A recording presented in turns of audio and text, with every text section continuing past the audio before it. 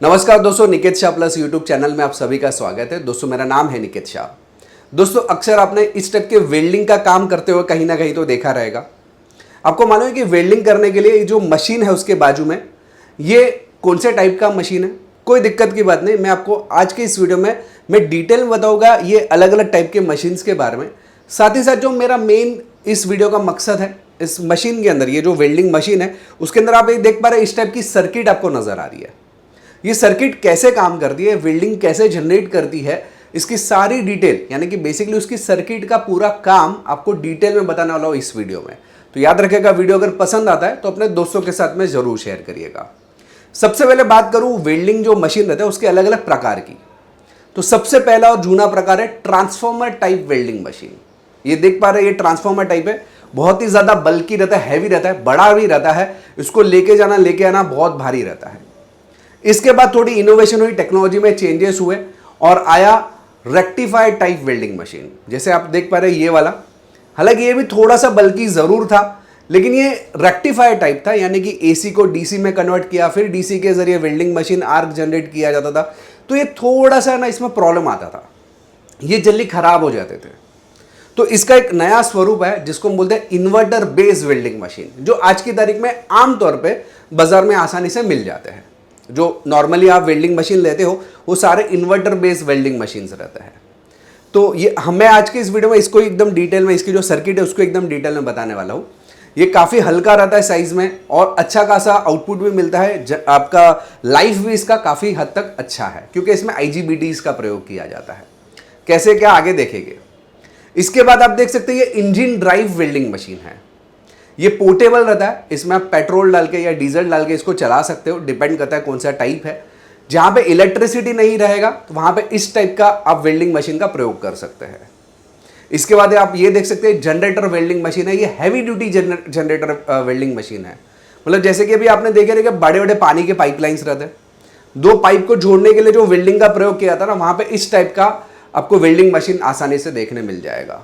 तो हालांकि ये सब जो है वो एक कॉमन प्रकार है, इसके अलावा भी बहुत सारे वेल्डिंग के प्रकार है। लेकिन आज का जैसे मैंने बताया कि वीडियो का जो मेन मकसद है वो जो इन्वर्टर बेस हमारा जो इस टाइप का जो वेल्डिंग मशीन है उसका जो सर्किट है जो ऐसे दिखता है उसका डिटेल में मैं आपको बताने वाला हूँ। तो याद रखिएगा, वीडियो अगर पसंद आता है तो अपने दोस्तों के साथ में जरूर शेयर करिएगा।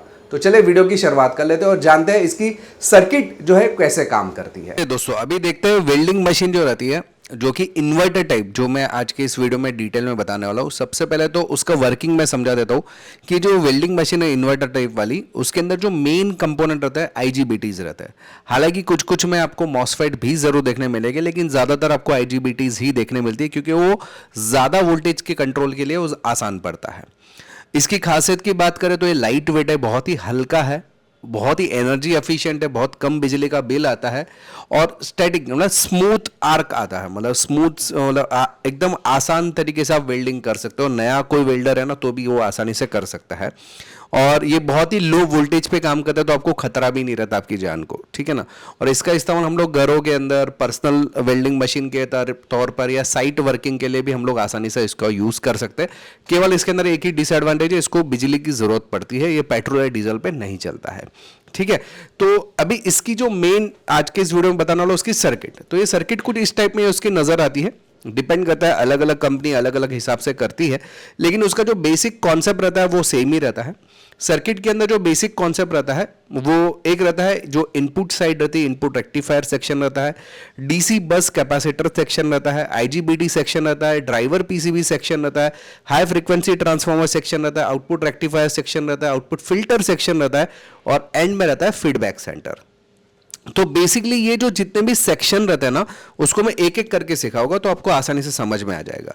तो सबसे पहला जो सेक्शन है वो है इनपुट स्टेज। इनपुट स्टेज यानी कि जहां से सप्लाई इनपुट देते हो, जो प्लग आता है ना, आपने घर के प्लग के अंदर इसको प्लग लगा दिया, ठीक है, तो वो क्या जाता है AC पावर सप्लाई अंदर जाता है। AC अंदर जो जाता है वो 220 वोल्ट जाता है हमारे जो वेल्डिंग मशीन है उसके अंदर, इन्वर्टर टाइप के अंदर। और उसके अंदर सबसे पहले एक EMI फिल्टर रहता है। EMI फिल्टर करता क्या है कि आपको, अगर मैंने मेरा SMPS वाला वीडियो देखा है तो मैंने EMI फिल्टर को बहुत डिटेल में एक्सप्लेन किया गया है। जो कि जो नॉइस रहता है, अनवांटेड जो स्ट्राइक्स आती है एसी सप्लाई के अंदर, उसको फिल्टर करता है। इसके बाद कुछ एनटीसी रहता है, थर्मल, जिसको हम लोग थर्मिस्टर बोलते हैं। फिर आपका रहता है ब्रिज रेक्टिफायर। ये ब्रिज रेक्टिफायर करता क्या है, तो एसी सप्लाई को डीसी में कन्वर्ट कर देता है। यानी कि जैसे ही आपने एसी सप्लाई दिया, पहले ही उसको डीसी में कन्वर्ट कर दिया। ये पहला स्टेज का काम है। सर्किट के अंदर जो पहला सेक्शन रहता है इन्वर्टर टाइप वेल्डिंग मशीन में, वो यही रहता है। तो यहां पे हुआ क्या, एसी सप्लाई आपका ईएमआई फिल्टर में गया, आपका नॉइस को रिमूव किया, ब्रिज रेक्टिफायर में गया, तो ब्रिज रेक्टिफायर से एसी वोल्टेज को डीसी में कन्वर्ट किया गया। जो हमारा इनपुट वोल्टेज एसी में 220 वोल्ट था, अगर आप रेक्टिफायर के बाद चेक करोगे तो वहां पे आपको 310 वोल्ट डीसी मिलेगा। कितना, 310 वोल्ट डीसी। 310 से 320 के अंदर मिल जाता है आपको, ठीक है ना। इसके बाद सेकंड जो सेक्शन रहता है वो रहता है DC filter stage, DC filtering section भी आप बोल सकते हैं। इसको समझाने से पहले जानकारी के लिए बता दूं, हम लोग ने ऑनलाइन में भी काफी सारे कोर्सेज चालू कर दिए। अगर आपको इन्वर्टर रिपेयरिंग सीखना है तो सबसे बेस्ट कोर्स है हमारा इलेक्ट्रॉनिक फुल कोर्स। इसके अलावा हमारे पास electrical, Arduino, node MCU, Raspberry Pi, embedded system, industrial automation, VFD drive, फिर सीसीटीवी, ईवी व्हीकल का भी अभी हम लोग ने कोर्सेज चालू कर दिया। प्रोग्रामिंग के कोर्सेज है, एनिमेशन के कोर्सेज है, 2D 3D ऑटोकैड के कोर्सेज है, कंप्यूटर हार्डवेयर, लैपटॉप, वैसे 60 से ज़्यादा कोर्सेज है। अगर आपको कोर्सेज करना है तो हमारा एप्लीकेशन है, एप्लीकेशन का नाम है प्लस पॉइंट ट्रेनिंग। ये आपको गूगल प्ले स्टोर पे भी मिल जाएगा। हमारा जो iOS एप्लीकेशन है, यानी कि आईफोन के लिए भी आपको स्टोर सेक्शन में उसको आपको आसानी से मिल जाएगा। अगर आप वेबसाइट से करना चाहते हो तो भी ऑप्शन है हमारे पास। तो 3 तरीके से आप हमारे जो कोर्सेज को यूज़ कर सकते हैं। अधिक जानकारी चाहिए ऑनलाइन कोर्सेज के रिलेटेड तो ये मेरा व्हाट्सअप नंबर है, इसमें मुझे केवल हाई का मैसेज डाल दिए तो मैं सारी जानकारी आपको व्हाट्सअप के माध्यम से भिजवा दूंगा। चलिए अभी देखते हैं डीसी फिल्टर सेक्शन।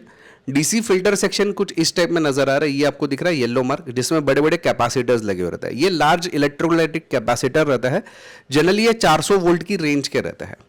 ये क्या करता है, जो डीसी यहाँ पे बना है 300 वोल्ट डीसी मिला है, बराबर है यहाँ पे, लेकिन वो स्टेबल नहीं है। वो आधा डीसी आधा एसी कहला सकता है, या एसी के रिपल्स आप उसके अंदर बोल सकते हैं।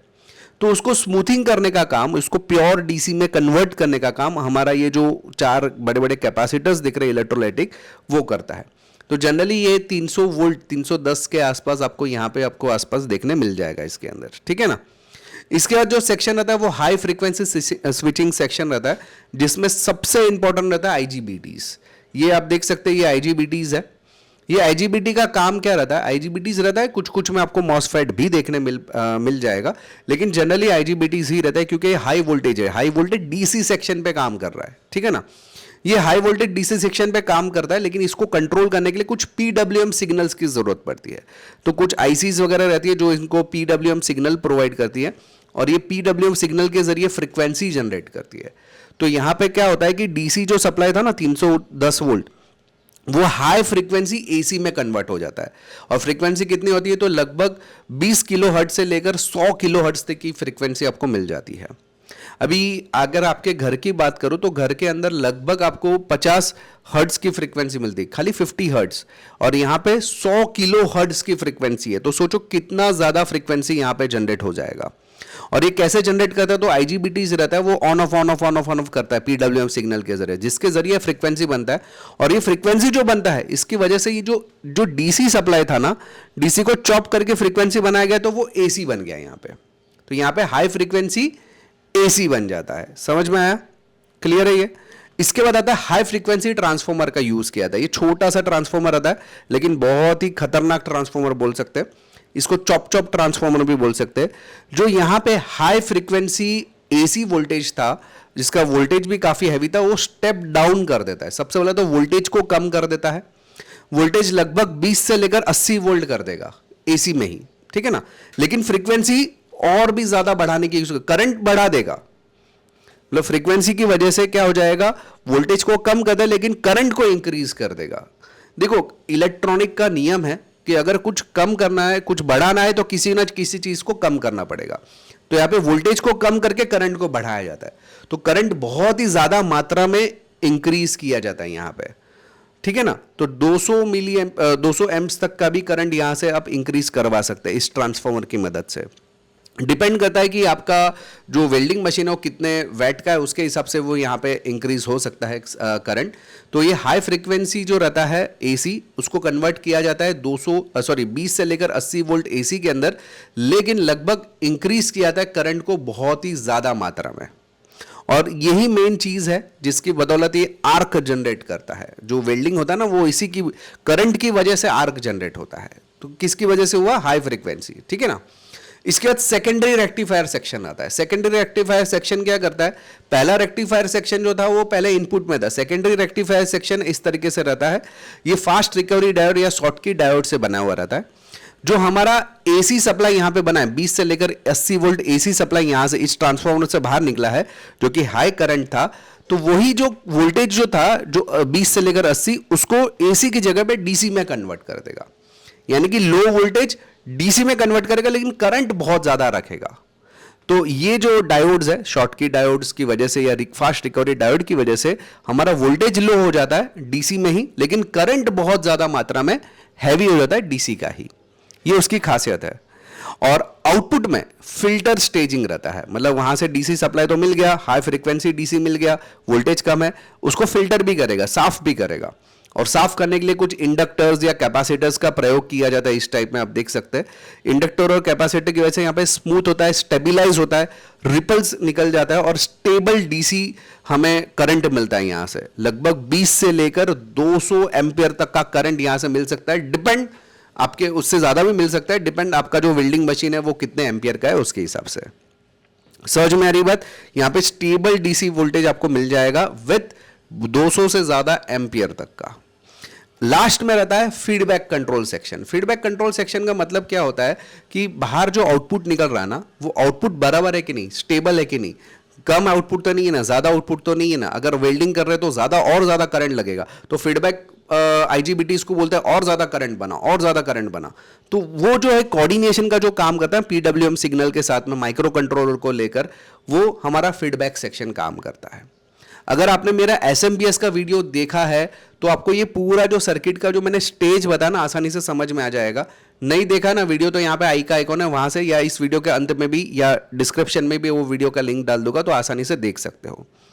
और मतलब जो पूरा जो हमारा वेल्डिंग सेक्शन है, वेल्डिंग का जो सर्किट है, वो कैसे काम करता है देखो, वापस बताता हूं। सबसे पहले एसी सप्लाई अंदर गया, रेक्टिफायर की मदद से उसको डीसी में कन्वर्ट किया गया, फिर उसको फिल्टर किया गया, फिल्टर से प्योर डीसी बनाया गया, फिर उसको आईजीबीटीज के जरिए हाई फ्रीक्वेंसी में कन्वर्ट किया गया, हाई फ्रीक्वेंसी एसी वोल्टेज बन गया, फिर ट्रांसफार्मर की वजह से उसको चॉप किया गया, यानी कि वोल्टेज को कम कर दिया गया, एम्पियर जो रहता है यानी कि करंट बहुत ज्यादा मात्रा में बढ़ा दिया गया, एम्पियर को कम कर दिया गया ट्रांसफार्मर की मदद से।